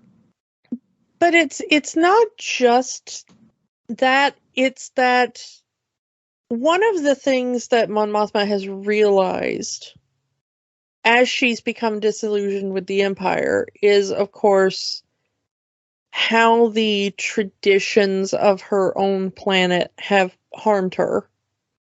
One of those being this kind of, arranged marriage of young teens. And how her own marriage has been kind of a failure. But one of the things that fascism teaches is that, the traditional is the best, and in her desire to keep up appearances, she has to pretend to be all in on the Empire and all in on her culture. So when she's hosting these parties for all these Imperials, she has to pretend to be like, oh no, this is my cultural food, and this is my, let me bring you in and show you all of my traditional, clothing of my planet, and, all this kind of stuff. Which we know secretly she doesn't like. She doesn't like the traditions of her own planet. And she wants to be more progressive. And this is a conversation she has with her sister, who is also a double agent. Yeah, her cousin or whatever, whatever their Val, I think is her name. Yeah. Who is the rebel that Andor works with when he has to go do that awesome heist plot, which is one of the best heist stories that has been put on screen in ages. So if you like a good heist movie, here's your heist movie for you. The thing that she and Vel talk about is that they both want a more progressive stance for their planet, Chandrila. They don't want her daughter to be pushed into a prearranged marriage. They want her to, have free choice. They want her to know. But she's already learning the, traditional, chants and the whatever it is she's doing with this group of girls and this very creepy little, Cultist. thing she's very doing. Cult-like. It is very cult-like. There's something weird and religious-y, and we don't know what's going on, but it doesn't have a good vibe to it. And Vel is creeped out by it, and she's like, you can't be pushing your daughter to do that. She's like, I'm not. She wants to do it, And we get the feeling that Mon Mothma's husband is really into it, and he's like, oh yay, look at her, she's doing all the things we did as we were kids, and Yeah, because the husband is still into the old ways. He's still into while Mon Mothma is very progressive in her views, her husband doesn't seem to be as much. We find out that because she has to hide all this money and figure out a way to keep the Imperial tax collectors off her backs, and also just appear to be exactly as shady as all the other Imperial senators, because there is a certain level of grift and underhandedness that you are expected to have as an Imperial senator. We've seen that in the prequels, and that was kind of one of the reasons why Padme was they were trying to assassinate Padme. Yeah, is that she was kind of on the up and up and wouldn't take the bribes and everything, so Mon Mothma is kind of expected to be in bed with certain kind of underworld people and everything, but those connections come at a price. And the price for her particular connections is an arranged marriage between her daughter and this underworld boss's son. I really hope that in season 2 we see more of the banker who's helping Mon Mothma. Because he's played by Ben Miles, who I absolutely adore. Him and Mon Mothma have such good chemistry, and I really want them to be a couple. I want her to throw her husband under the bus, because he's kind of a tool, and he seems to be all in on the Empire, and I kind of want Mon Mothma and Ben Miles' character to just be run away together and to have rebel adventures. You feel really bad for her because it is costing her family, but at the same time, that is the point of this series, is that not only will fascism take everything from you if you go all in on it, because we see what it's taking from the people who are following it. Mm-hmm. The people who are all in on the Empire are not happy people. Yeah. I mean, do Cyril or Daedra look happy to you? They are not leading fun lives, you know? They'll tell you they're happy, but they're when the doors are closed and they're looking in the mirror, they're not. Yeah, I mean, I love that while the show, like all Star Wars, I mean, the Empire looks so slick, you know? Imperial uniforms look so slick, and they're so, you know, everything the Empire has is so shiny and chrome, and you know, and that is why so many people like the Empire. Fans like the Empire because they have the shiny toys.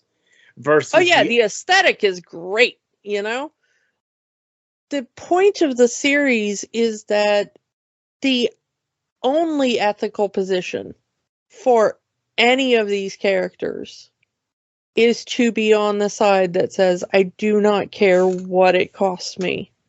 Every breath in my body has to be a statement of, I will fight this. And Mon Mothma tries in the Senate. He tries it the bureaucratic way by trying to at least saying, hey, maybe we shouldn't let the Empire have this much power. Maybe we should reel them back a bit. And then every other senator turns their lights off. They're not even listening to a word she says. And you could see how much, like, she's trying to get her words out and they're saying, we're not listening to you. She talks about, you want to talk about, like, kind of really obscure fan service. And again, it's not very fan servicey because not many fans actually know about it.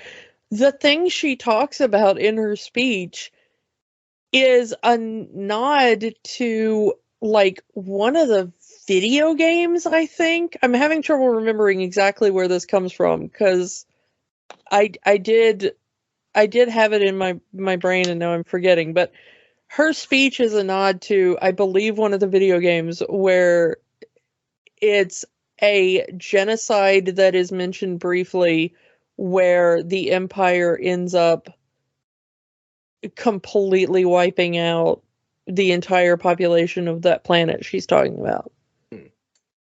And it's like an extremely obscure thing that's mentioned in like one piece of Star Wars media that like nobody really remembers. But the point is that the thing she is talking about is, if you look into the backstory of it, absolutely horrific. And they're not, you know? Mm-hmm. And Andor mentions the genocide of multiple peoples and or species over the course of this one season, including Andor's own planet. This is a nice segue because I did want to get to talk to about this one other character. But so yeah, we find Cassian Andor's, or Kessa as he was known then, his homeworld, which was destroyed not by the Empire, because this is before the Empire. This would be the Republic. A reminder to everybody that the Republic wasn't like a perfect system either. Mm-hmm. The Republic was a system that still allowed like slavery in the galaxy. It still allowed, you know, it was a colonial system, for lack of a better term, you know? It was proto-imperial. And this is stuff, again, going into the expanded universe that Anakin sees, whether you're talking about the novels or the Clone Wars TV show, that gets him disillusioned with the Republic and siding with the Empire.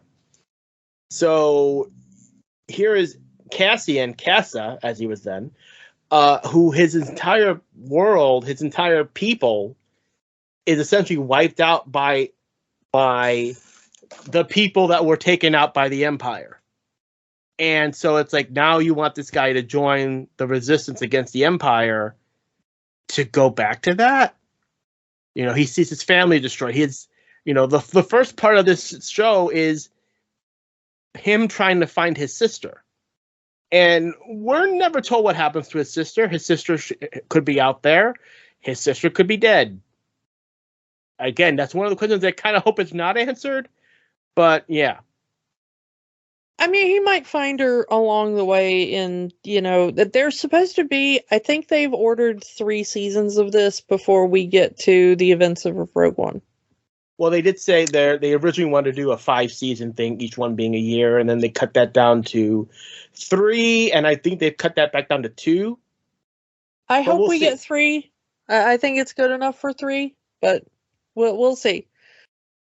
The thing is that we see that they're on a planet where the Republic has sent out a mining ship or a mining, a colony of some sort, and something has gone wrong. It seems to be some sort of I hate to say it, but it's kind of like a Chernobyl situation or something.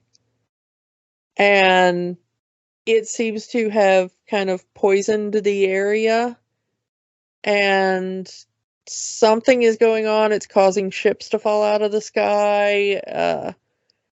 We're not exactly entirely certain what's going on, but his tribe, in attempting to defend themselves, gets into a fight with the miners that are down there.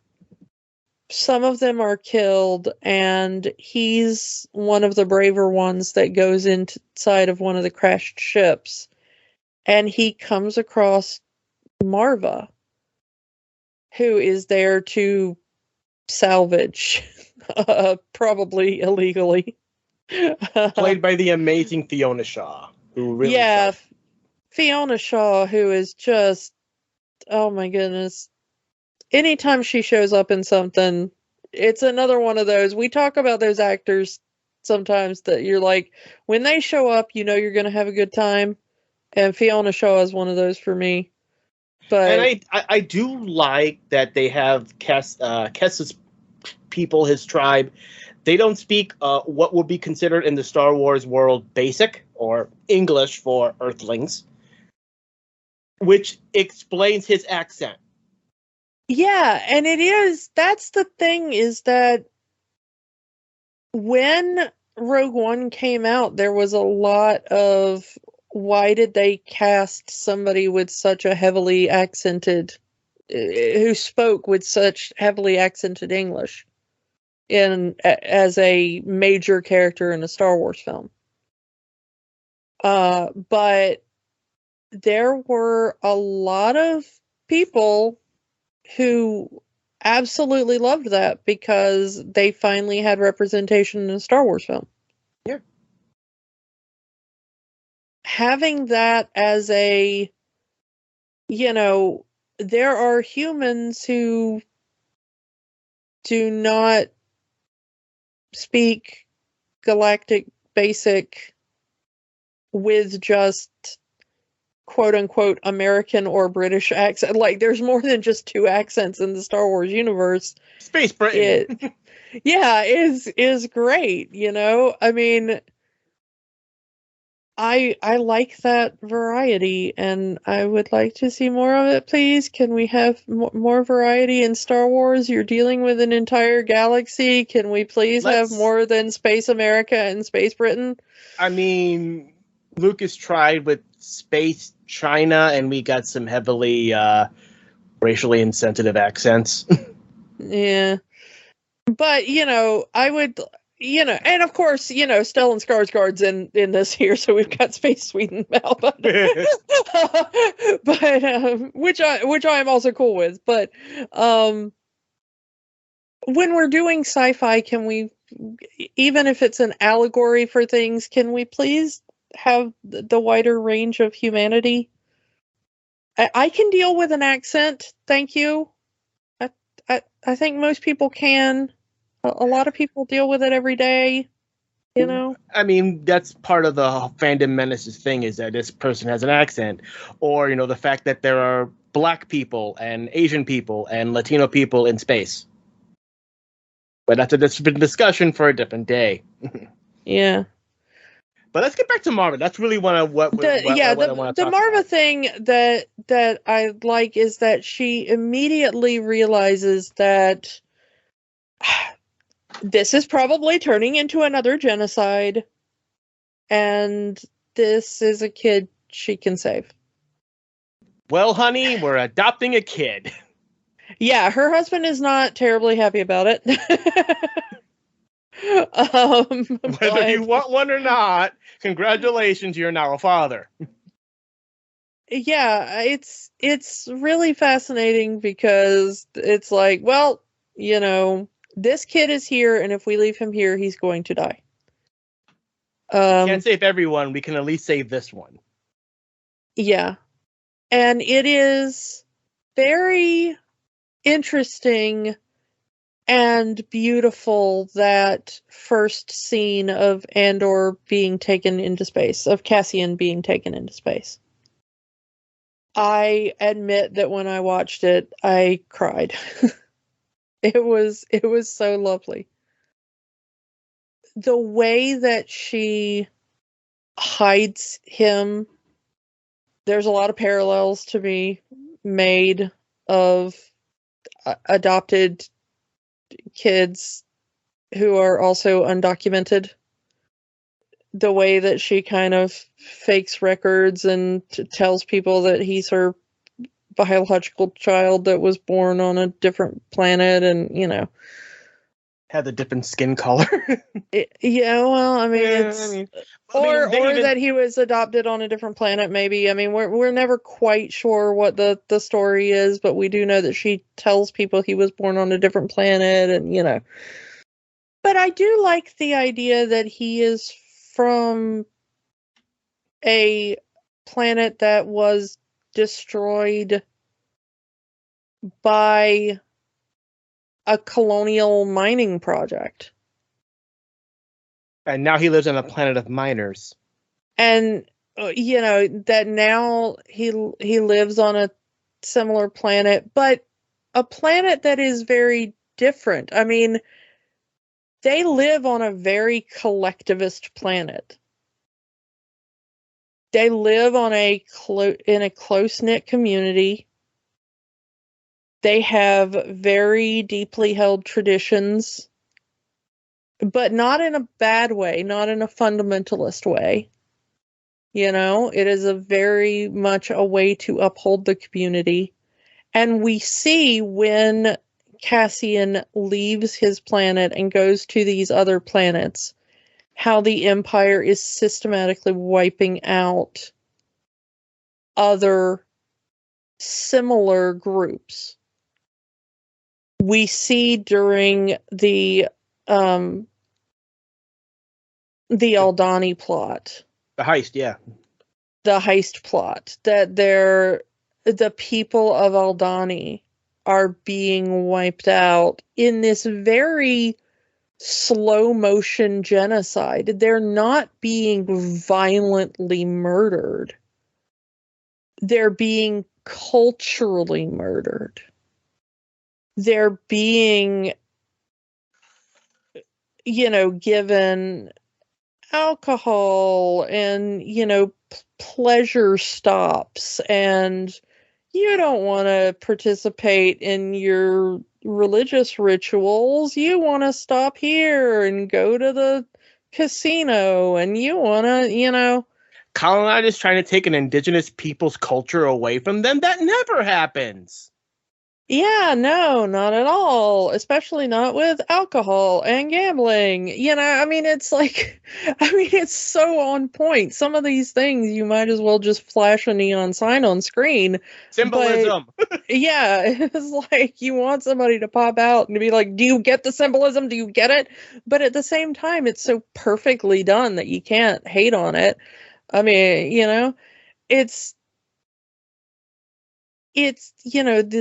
the people being there and them being like, oh yeah, we rented this temple from them for like a, an animal skin or whatever, because, they're like it, and you just want to be like, Oh, yeah? Did you buy the island from them for a handful of beads, too? Yeah, you want to put that in there? Like, it's like you expect that to be the very next line, you I know? was thinking it. Yeah, it's like it's hard not to when you're watching it. Like, you want to see, like, the guy putting on his, like, ceremonial imperial clothing to be like, yes, these people who smell bad and sell things for trinkets, haha. It's like, oh. But and then of course you get like the thing about the interpreter not interpreting things correctly, like,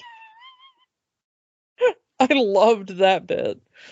I love that they, as they're making their escape, they use that exact same culturally significant event It's the perfect cover to stick it to the Empire. Yeah. It's like, but of course, what does the Empire do immediately after? They go like, nobody can celebrate any culturally significant events.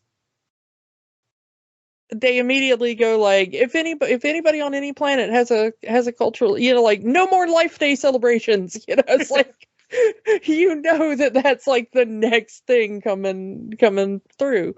I mean, considering the time of year we're recording this, War on Meteor Day. Yeah, it's like, that's going to be the next thing coming through on the holocron. It's like, is there a War on the Eye celebration? Like but it's so spot on, and I love every bit of it, because there's not a part of this that you can't kind of just directly lift and be like, well, if this isn't a real world allegory, But the point that I love is that we said there are 3 speeches. You got your Andy Serkis speech, you got your Stellan Skarsgård speech, and then right there at the end of the season, you got Fiona Shaw to just finally bring it all together and be like, if you didn't get it by now, here's Fiona Shaw in a giant holographic projection to spell it out for you in kindergarten speech. How many people get to give the eulogy at their own funeral? Oh man, don't you want to just, like, record something now and be like, this is my Fiona Shaw speech for my own funeral now? Fight the Empire. Oh, fight the Empire. This speech, I want this thing played at, like, the end of every baseball game. At the end of, like, I want this thing to be played at, like, yeah, and the symbolism of for people, when their people die, their remains, their ashes are turned into a brick, and that's the brick that start. I mean, it's literal. I mean, the video you show me, it's literal Stonewall. It starts with a brick, and it happens to be the brick with Marva's remains on it, and she wouldn't have had it any other way. Yeah, I mean, it's, when I die, throw my ashes in the face of a fascist. That's all I want. Like, just take my ashes and throw it in the nearest fascist face. That will be the best capper to my life. I guarantee you. Like Cassian gives her the option, like, come with me. We'll leave this planet. And she says, no, I can't leave. Where are we going to go? Because we saw what happened to her husband. Yeah. And that's one of the biggest tragedies of the show, is her husband, Clem, who we see in flashbacks only, because by the time of the series he is already dead, was trying to stop some people from rioting and was mistaken for being the guy who was causing the riot. A man of color being mistaken for doing some rioting? You don't say. Yeah. And for the fact that Marva is the one that actually, technically, it is Marva because it is her remains that starts the fight, that starts the riot. Both in, Marva starts the riot both with her speech of Fight the Empire and both with her literal remains being used as a brick. Yeah, and the thing is that this is also the first, and we have to talk about it in with Marva as well, because she and Cassian live with a droid, The greatest droid, B2 Emo. the greatest droid name ever. Yeah, B2 Emo. I don't know. I have a friend who absolutely loathes that name.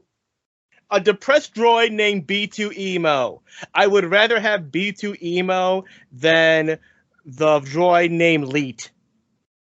Yeah, I mean, I like B2 Emo, but it's everything in this show is on the nose, so I don't mind it. This is the reason I like B2 is that this is the first time, and I'm even counting Baby Leia. This is the first time that a droid is really treated as a fully sentient creature in a Star Wars series. Yeah, it's something because we've seen droids treated like property. Even we've seen, droids have sentience in the Star Wars universe, and they're still treated like property. Luke gives away his droids to Jabba the Hutt. L337 fights for droid rights, and her reward is to be the silent computer of the Millennium Falcon, trapped forever. And that entire plot is a joke. It is a punchline in the movie. Mm-hmm. It is like, as she's going along, going like, well, can I have some civil rights? And you can almost hear the soundtrack going like, ba-dum, like, haha, droid rights, am I right? Like, the whole thing is there is a punchline. And it's like, okay, but why is it a punchline? Every single Star Wars movie has proven that droids are sentient creatures. Every single one. So how is this not? I mean, this has been a going concern in the fandom since the first Star Wars film. I mean, 3PO gets his mind wiped for really no reason. Twice! Yeah, and it's always done as a tongue-in-cheek thing. But this series, B2 is given, hey, B2, would you mind going home? Can you please? Like, in a way, B2 is kind of treated as a child, because it does seem that is maybe the level of sentience there, that it may not have the same, the programming may not be to like the level of 3PO or R2. Well, he's already a malfunctioning droid with his stutter. Well, but that doesn't mean anything about like the intelligence of the unit. And I love that, like, B2 just wants to go with Cassian. Yeah, but I want to go on the adventure too. He really is like the little brother. Like, I want to go on. Yeah. I want to go too. No, B2, you have to stay here. It's too dangerous. But other than the fact that B2 is kind of treated that maybe he might have the intelligence of maybe a human child, which we don't exactly know what the comprehension level of the unit is, B2 empathetically and perhaps in rights, no one ever kind of seems to say in the series, like, hey, that's my property, or I'll trade you this droid, or, get your hands off. And even at the end, when Marva dies, B2 is asked, would you like to be alone for a minute to grieve? Which is the first time anyone has really acknowledged that a droid might have a feeling of grief over the death of a human that they have been living with. Mm. And then that same person says, I will come back and stay with you so you will not be alone tonight. And it's not like, so nobody will steal you because you're a valuable piece of property. It's done as like a, hey, I know that a human in your position wouldn't want to be alone tonight because death is really hard. So, if you want a minute to like collect yourself, I'll give you a bit, and then I'll come back tonight and stay with you so you won't be alone. And I was really struck by that during that episode. Yeah. Because I was like, this is the first time a droid is given equal emotional resonance as a sentient being to a human or an alien in that sense in a Star Wars project. And I really liked it. And even at the end in the final episode where they're escaping the Empire and setting up the second season, B2 is given equal weight to the other humans that they're, saving and getting off the planet. And Andor's like, hey, B2, I need you to do this. And, can you be part? And B2 is roped into the plans on an equal level to the biological beings that are there. I mean, and to the point where you're feeling, while he's playing the hologram and the one Imperial soldier is just knocking him over, you kind of wonder, is B2 going to be okay?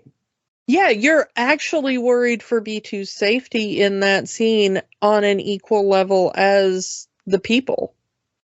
Because B2 has been given the same weight as a thinking, feeling being.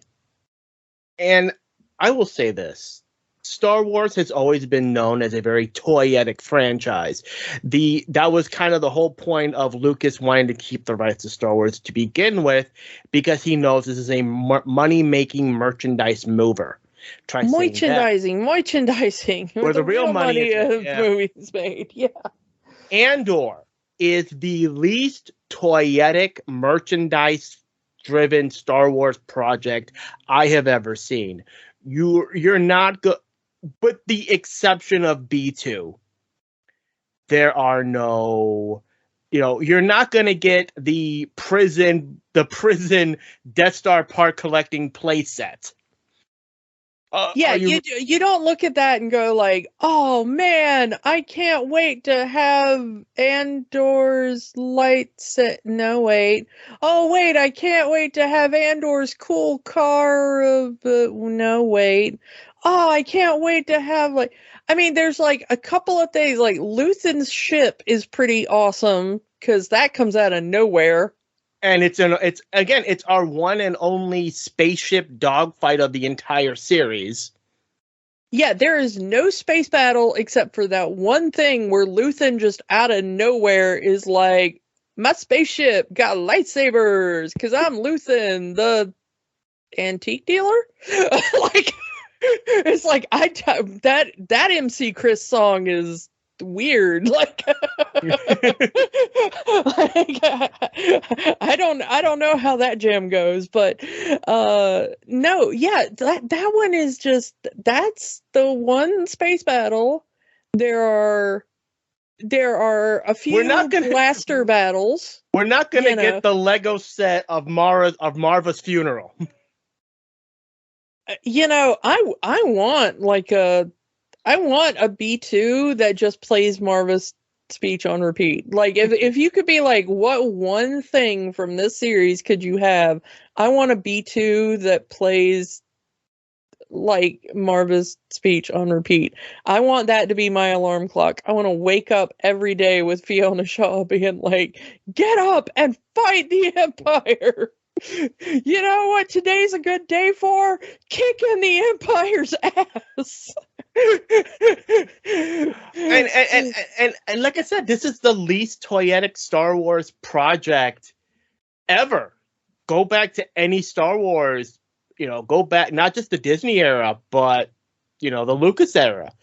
Because it's always been about, let's sell toys. Let's sell a lightsaber. Let's sell an Ewok plushie. And if you think Disney bought Lucasfilm to not sell some toys, I got something to tell you. Yeah, even in the parks, it's both of us who have recently visited the Disney parks this year, there's an entire land full of Star Wars merchandise. And you know what I was really sad about? That there was not more Star Wars merchandise for me to buy. I am not a proud person. I would have bought more Star Wars merchandise had there been more Star Wars merchandise. I say as I look at my Darksaber in the corner. I say as I'm waiting for my Life Day Wookiee to show up in the mail that I got a friend to buy me at Disneyland. Thank you, friend who is sending me the Life Day Wookiee from Disneyland. But I am not a proud person. I've got a weird kitschy Life Day Wookiee coming for me. But my point is like there is very little to nothing in this entire series that you can say they're going to make a toy out of that. And they will. I mean, you'll get your Cassian Andor action figure and you'll get your Skarsgård action figure. You might even get a Fiona Shaw action figure, but they're not in spectacular costumes and stuff like that. But that's only because they make action figures of every character, even characters who have no lines in the background. Props to you, action figure of guy holding ice cream maker. You know what? I will buy an action figure of the dude who stands up in the tower and just beats on that anvil all day. Cause that dude was awesome. But the point, my point is that they did not go into this show with let's make something that can be made into a toy. Yeah, with the exception they went into this show entirely for Fiona Shaw's speech. This show was built around those three speeches, and everything else was how do we support those three speeches. This show is maybe not the Star Wars we wanted. It might not even be the Star Wars we deserved, but it is definitely the Star Wars we need. Because if there is one thing that we need to hear right now, it is we don't need a chosen one. Guys like Cyril Karn who think they're the main character, who think that the great man theory is the thing, who think that they're owed stuff, who think that Joseph Campbell was right about everything. Those guys suck. Those guys suck so hard. And all the fandom menace losers, y'all are Cyril Karn. Suck it. This entire series is, here's what it took for Luke Skywalker to be in that X-Wing, making that one shot. So yeah, I mean, props to Luke Skywalker. He's great. Love him. But look at all these planets full of people that needed to actually make the sacrifice play so that one little farm boy could hit a button and get all the glory. Yeah. And that's the people you need to be praising. And that's the people that we need to be. Like, yeah, whatever. Luke's the lucky guy in the lucky place or whatever, but okay, not everybody can be him. But every single person can be Cassian Andor. Every single person can be Marva. Turn me into a brick and hurl me at a stormtrooper. I beg you. I beg you.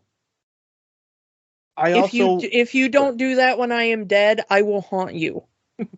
I will also put one more thought in before we wrap this up, is that this also breaks from the extended movie feel of the other Star Wars shows.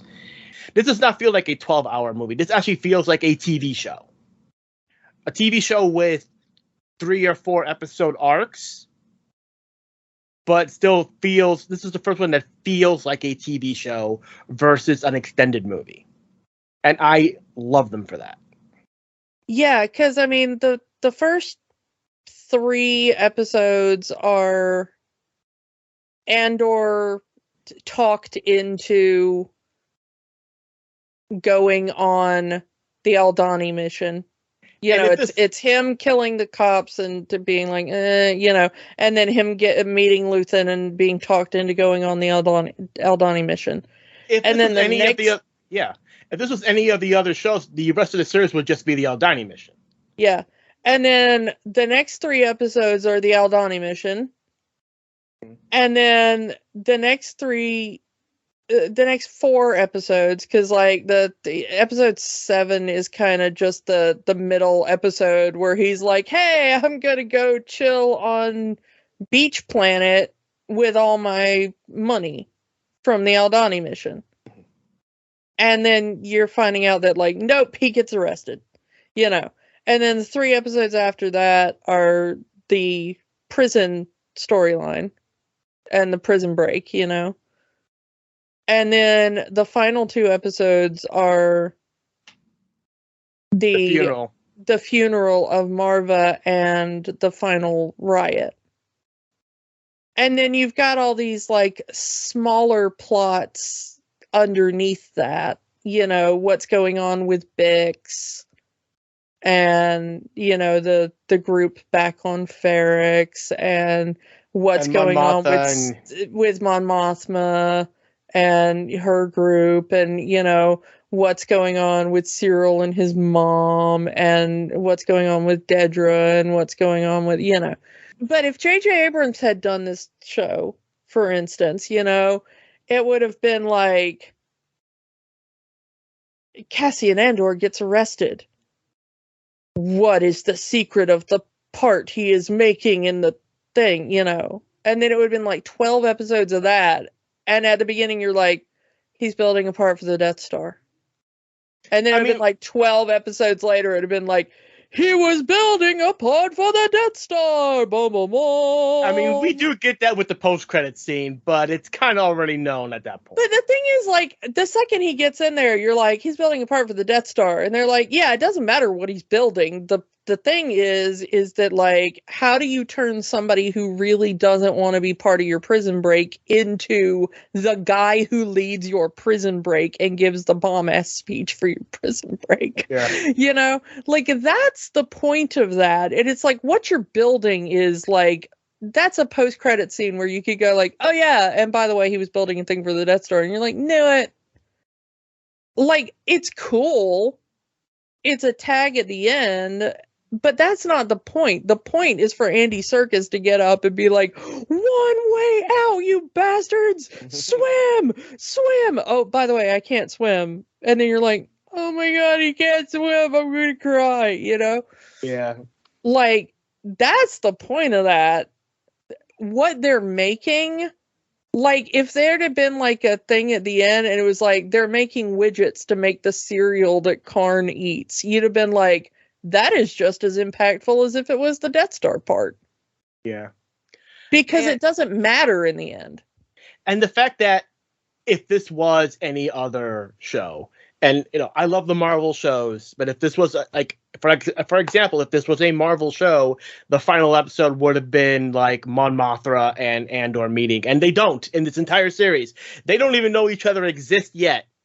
That is something I am looking forward to in season 2. Yeah.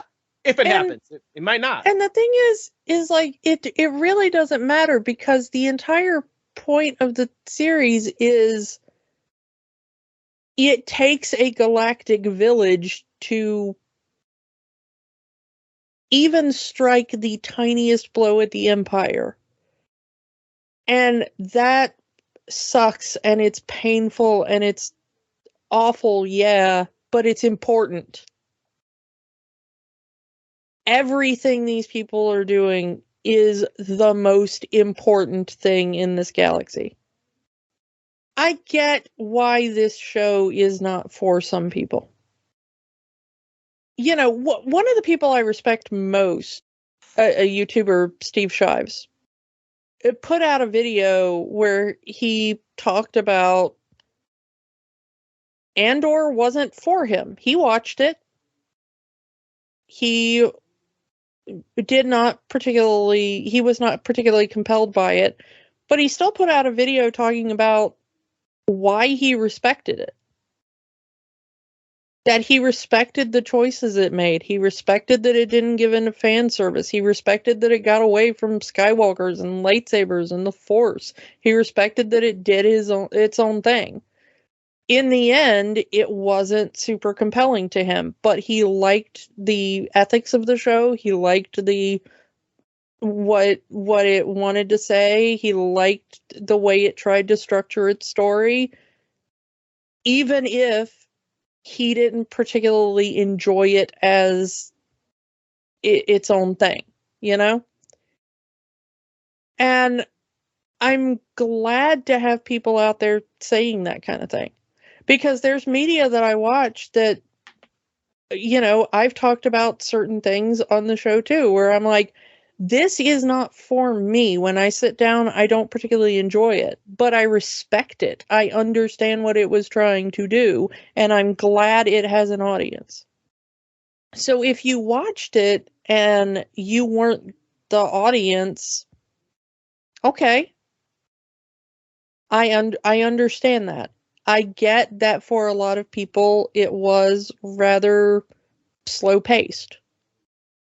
And that they would have liked more action or something, But to me, it was intense and riveting, and I found all of the characters super compelling, and, So I don't agree with you, but I understand what a lot of people are saying. But I want different media to exist. I want there to be cartoon Star Wars. Cartoon Star Wars is generally not for me. I don't particularly watch it, but I want it to exist. I want there to be Star Wars for 7-year-olds, and I want there to be Star Wars for 40-year-olds, Yeah, and I think that's a good place to end this. Another week, another redundant question. But Kiki, does the first season of Andor have the magic? I mean, for me, yes. I loved every bit of this, top to bottom. For me, I think 12 episodes is a bit long. I feel like it could have been 6 or 8 episodes, but that's a nitpick. I definitely love this season. I love what they were trying to do with it. Again, say what you will, but the fact that they had a unique idea, committed to it, and they're doing another season of it. Yeah, it's really good. I liked it. And yeah, I definitely see Andor has the magic. I can't wait for season 2 whenever that comes out. Yeah. So let's move on to next week. A new year, Kiki. 2023 is going to have a lot of anniversaries. The big one being that it's the 100th anniversary of the Walt Disney Company But there is another anniversary we're going to be celebrating. An anniversary of adventures in space and time. Because a certain British sci-fi show is coming to Disney Plus next year, which gives us an excuse to finally get into Doctor Who. Yay! This is going to be our biggest project to date because we are going to go through the entire 60-year franchise of Doctor Who, starting next week with the first Doctor, William Hartnell. And that is going to be fine. Classic Doctor Who is not my expertise. I am more into the modern Who, or new Who for certain fans call it. So it's going to be very, very interesting to go back to where it started, the first Doctor, and watch these old black and white episodes. Yeah, I am so stoked. Oh. So let's get into TARDIS. Let's set the year back to 1963 and watch classic Doctor Who next week. And hopefully you will join us on that trip through time and space. And yeah, so come back next week as we talk for the first time Doctor Who, the first Doctor. And we will talk to you all next time. Bye. Bye. Don't let the magic stop here. Join our conversation online on Facebook at Rewatching the Magic. Twitter at Rewatch the Magic. And of course, new episodes every week at rewatchingthemagic.podbean.com. Remember, the magic is for everyone. It only stops if you let it.